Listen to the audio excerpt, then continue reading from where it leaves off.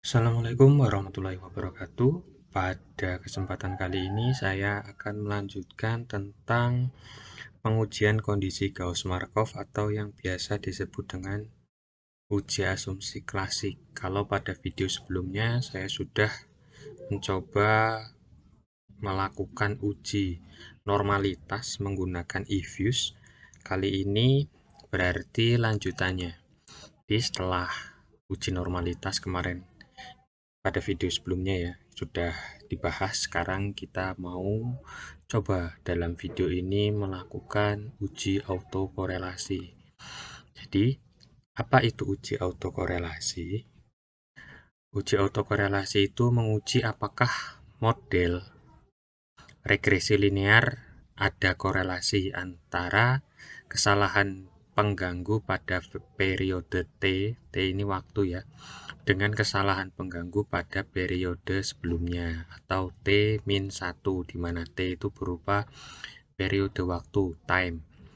Kemudian autokorelasi ini secara singkatnya melihat ya korelasi antara variabel itu sendiri pada pengamatan yang berbeda waktu atau individu. Jadi ini tadi ya, T dibandingkan dengan T-1. Kemudian umumnya kasus autokorelasi banyak terjadi pada data time series. Artinya kondisi sekarang dipengaruhi oleh waktu yang lalu. Kenapa ya? Karena berupa time series ya, dan di sini adalah contohnya tinggi badan, upah, dan lain sebagainya. Karena tiap waktu tinggi badan anak akan berubah. Upah bisa naik, bisa turun. Makanya uji autokorelasi biasanya sering terjadi ya. Maksudnya ada keterkaitan antara variabel X dan Y ketika datanya berupa data time series. Nah, uji yang digunakan untuk di eViews tuh ada beberapa, tapi di video ini saya coba untuk menjelaskan uji Durbin-Watson atau Durbin-Watson, atau uji D, uji DW atau DW test. Nah, jadi banyak nih perumpamaan yang digunakan. Nah, rumus asalnya terkait uji DW Durbin-Watson, E ke I ya, jadi jumlah E ke I dikurangi E ke I min 1. Nah, I itu berupa time ya. Time ke I. Jadi misalnya di sini time pertama berarti kan T1, di sini berarti T2, T1, T2 min T1 dan lain sebagainya. Kemudian dibagi dengan E ke I kuadrat. Nah, ini jangan lupa ya dikuadratkan. Jadi ini adalah rumus Durbin-Watson jika digunakan untuk melakukan perhitungan secara manual. Nah, di sini ada aturan terkait uji Durbin-Watson. Di sini ya, yang pertama adalah bukan yang pertama, maksudnya di sini adalah membandingkan nilai D atau Durbin-Watsonnya yang dihitung dengan nilai DL dan DU dari tabel dengan aturan sebagai berikut. Di sini, bila nilai D, jadi hasil Durbin-Watson dari olah data kurang dari DL, maka kesimpulannya menolak H0, yang artinya ada korelasi positif atau kecenderungannya. Ini ya, simbol ini rho sama dengan 1. Kemudian, bila DL kurang dari sama dengan nilai hasil uji olah datanya Durbin-Watson, atau kemudian nilai D itu kurang dari DU-nya, ini kita tidak dapat mengambil kesimpulan apa-apa karena memang untuk justifikasi seperti ini belum cukup kuat ya jika dikatakan tidak ada korelasi, karena memang hasilnya berada di posisi susah untuk mengambil kesimpulan apa-apa. Nanti ada dicontohkan di gambarnya. Kemudian, bila nilai DU kurang dari nilai D dan nilai D kurang dari 4 dikurang nilai DU, maka jangan tolak H0. Artinya tidak ada korelasi positif maupun negatif. Jadi ketika posisinya di sini, di poin yang ketiga, maka tidak terdapat autokorelasi, tidak terdapat korelasi ya antar variabel. Kemudian, bila 4 dikurang DU kurang dari sama dengan nilai D, dan nilai D kurang dari sama dengan 4 dikurang DL, maka ini posisinya sama seperti poin yang kedua.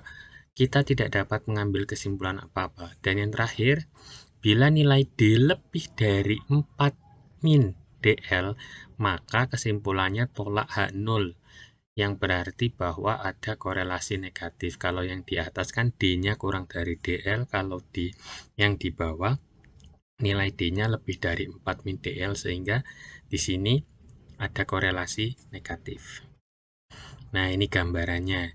Di sini, nah ini yang di sini nih, yang di tengah-tengah di sini yang belum tahu apakah dia berkorelasi ataukah ada korelasinya. Jadi memang untuk menjustifikasi ketika hasilnya di sini masih ambigu ya. Masih ambigu kalau bisa hasilnya terletak di sini. Jadi jelas tidak ada korelasi. Saya menggunakan contoh yang lama, jadi menggunakan data yang lama. Datanya seperti apa? Silahkan lihat video-video saya sebelumnya. Di sini saya menggunakan konsumsi dan pendapatan di mana Y-nya konsumsi, dan X-nya pendapatan. Jadi yang harus pertama kali kita lakukan untuk menguji autokorelasi adalah kita meregress dulu. Ya, meregress dengan OLS, ordinary least square. Jadi ketika sudah diregress ya, ini diregress. Kalau tidak tahu ngeregressnya seperti apa, di video sebelumnya sudah ada. Nah, kemudian nanti di sini akan muncul nih hasil nilai D atau DW atau hasil nilai dari Durbin-Watson-nya. Di sini 1,487372. Ini adalah hasilnya. Nah, sekarang dengan hasil ini itu nanti kesimpulannya seperti apa? Apakah ada korelasi atau apakah tidak ada korelasi? Nah, kita bahas. Jadi, untuk mengetahui nilai DL dan nilai DU itu kita menggunakan tabel Durbin-Watson. Oke, yang 5%. Nah, ini kebetulan saya crop, saya potong karena datanya hanya 10. Datanya 10 dan variabel X-nya hanya 1. Berarti kitanya di sini. Berarti kita lihatnya di sini K sama dengan 1. Jadi nanti kalau X-nya ada 2, berarti nanti kita ke sini. X-nya ada 3, berarti kita lihatnya ke sini. Nah, karena X-nya ada 1, yaitu pendapatan, ya sudah, kita hanya melihat nilai DL di sini dan nilai DU di sini. Jadi ini kesimpulannya. Nilai Durbin-Watson-nya 1,487372, nilai DU-nya 1,3197, nilai DL-nya 0,8791. Sehingga ketika kita cocokkan dengan hal yang di atas tadi yang sudah dijelaskan terkait bagaimana kita menolak, bagaimana tidak menolak H0 atau menerima H0. Nah, kita analisis ketika menggunakan yang ini ya, tidak ada korelasi atau dengan kesimpulan H0 ditolak ya, tidak ada korelasi positif maupun negatif. Di sini dilihat DU. Nah, nilai DU itu ternyata kurang dari nilai Durbin-Watson-nya, benar ya. Dan kemudian nilai Durbin-Watson ternyata kurang dari 4 min DU. Makanya kesimpulannya ya, jangan tolak H0.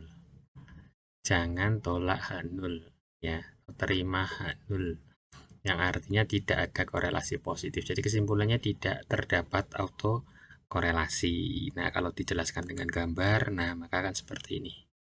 Jadi di sini nilai DL, di sini nilai DU, dan ini yang merah ini adalah hasil nilai DW karena terletak antara DU dan 4 min DU, maka ya tidak terjadi autokorelasi, ya tidak ada korelasinya, sehingga dapat disimpulkan tidak terjadi autokorelasi pada data yang coba kita hitung.